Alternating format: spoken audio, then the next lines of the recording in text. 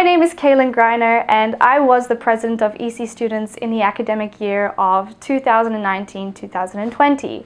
In case you don't know what ECE Students does, we are the entrepreneurial association of the Erasmus University, and we aim to inspire student founders as well as anyone else on campus to kind of go out of their comfort zones and to start thinking more entrepreneurially. Well, I like that the question also focuses on me personally. I think what's good to keep in mind that this crisis really impacted everyone. And in doing so, it's really important to look at the individuals involved in your organization. So in terms of how it impacted ECE students, many different levels. So first of all, on an organizational level, we had to cancel many of our events, which, as you can imagine, came at a bit of an emotional cost. We had invested a lot of time, energy and resources into these events, and a brief moment in time they had to be cancelled just like that. But most importantly, looking at our team, many people had to travel home because that's where they felt more comfortable and where they wanted to spend the lockdown. And in doing so, this did impact our working environment somewhat drastically. We're pretty used to gathering in an office every day and having meetings, and this was no longer possible. And we also have members that come from all around the world that, within the first week of lockdown, traveled to get home. So really, I would say the first 2 weeks was quite a struggle. Everyone was quite uncertain about what the future would hold, and no one really had answers to any of the questions that they had. And that was quite a shame for me as president. I like to think that I have all the answers to things, and I hope to have the answers for people. But this was a situation that I could not possibly have foreseen and was completely out of my hands, and unfortunately couldn't really give guidance to people in any way. So the first 2 weeks were more or less just everyone kind of navigating their way through the initial response of this crisis. And I took that time even for myself to also just kind of adjust to the times and realize, this is a time of complete uncertainty. I was personally quite scared of everything that was happening, and I think everyone also just needed that time to calm down, find their safe space, realize what was going on, inform themselves, educate themselves, and then from then on we started formulating a plan. So the first thing that I did, so after I also gave myself this time just to settle into my new environment and kind of come to terms with what was happening, first thing I did was I contacted my board members, kept following up with them to make sure that they're all okay, they're doing well, they're all healthy, that their families are doing well. And we sat down, we had a meeting online, of course, and kind of just brainstormed ways in which we could facilitate our community to move online, and also to ensure the safety of our members. So we released quite a few press releases on our social medias to inform everyone that our events were cancelled, but then also to inform everyone, part of our community, that we will come up with ways to keep them engaged. And I think that was the greatest challenge, but also the most rewarding part of this whole experience was that we got to sit down as a team and really think, how can we, despite this whole situation, still make the best out of it? And we sat down and we communicated with some of our community members as well, and we came up with a couple of projects that we thought could be done remotely, and also projects that would actually benefit from the fact that people are all around the world.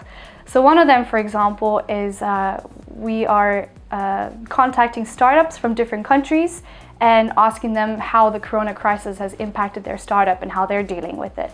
And we're going to be using that information to post it on our social media channels, for example. And we also came up with a bunch of online events, social events, to get our community together to make sure that we're not alone.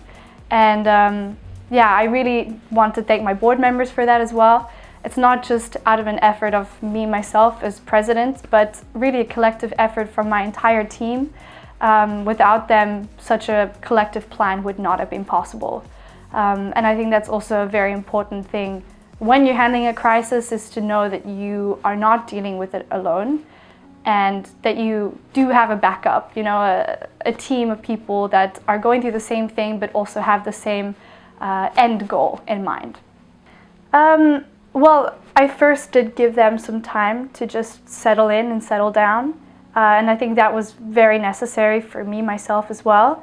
But once we had that time, I really noticed that there was no lack of effort from their end.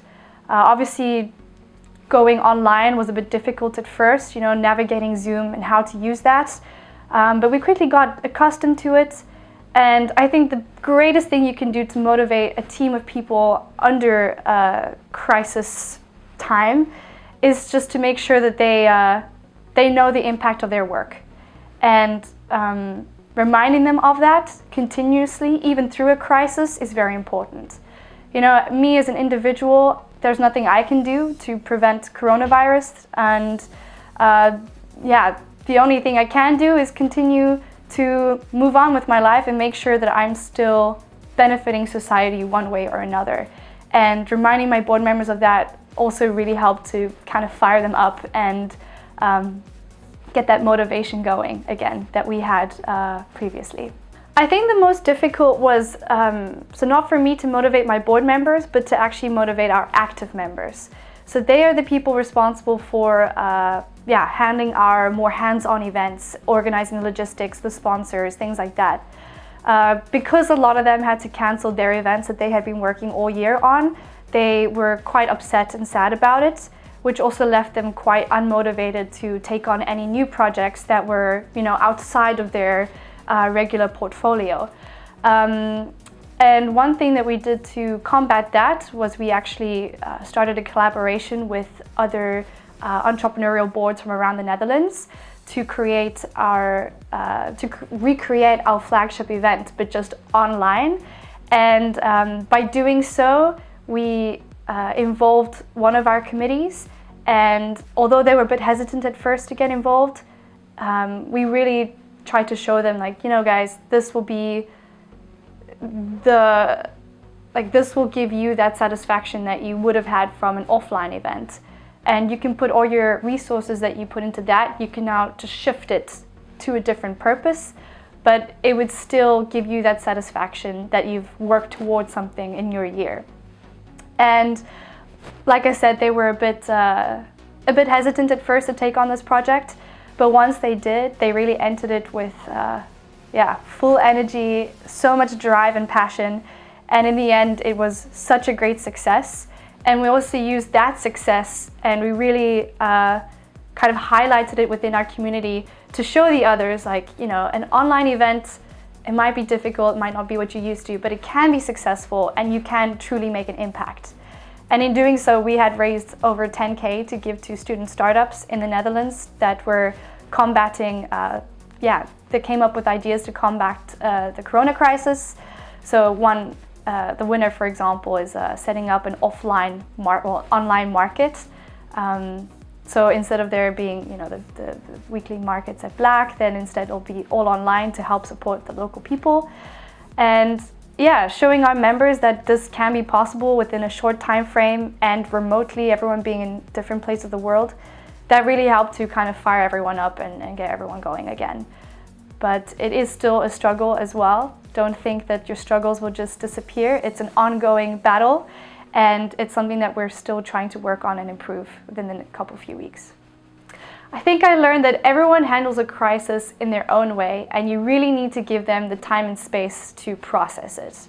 I think at the foremost of anything that you do as a team is the people and the person that you're working with. And you need to make sure that their mental health, their physical health, that everything's in check before you can expect them to start working again. To me, that was really, really vital in getting ECE Students back to where it is right now. And knowing that people react to crises differently, I think you also need to know that you need to approach it differently to each individual. Leadership is not a one-size-fits-all kind of thing. You need to know the people that you're working with, know their mental space, how they prefer to be approached with certain things, and yeah, react accordingly.